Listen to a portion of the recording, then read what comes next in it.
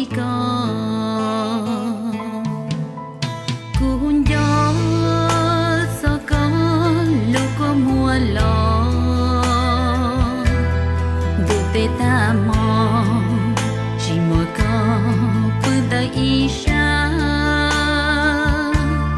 cú yo ua cha ua nắng do chỉ mùa có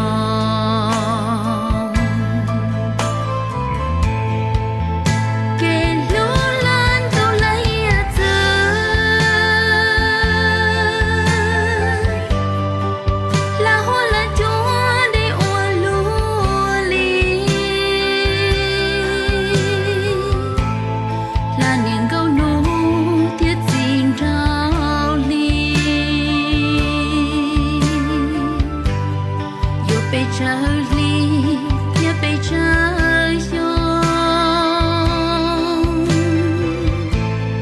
Em mình cao mong mà tao của con.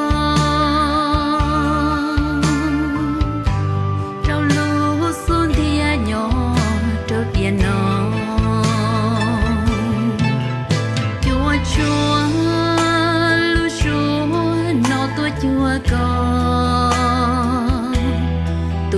Cuốn gió thọ có chỉ cho mùa mò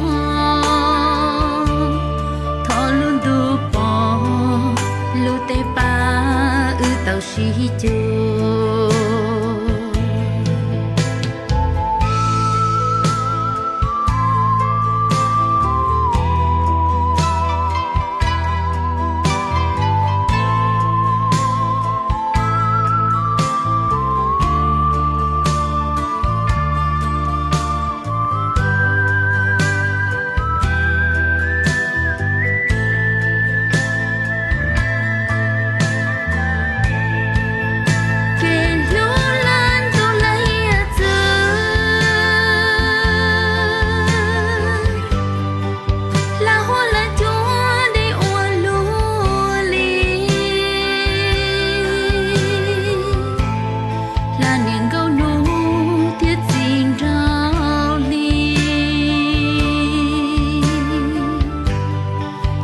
Charlie, nhớ về trời giông. Em mình cao mong mà tao của con. Trao lúa xuân thì nhỏ, trao tiền nó.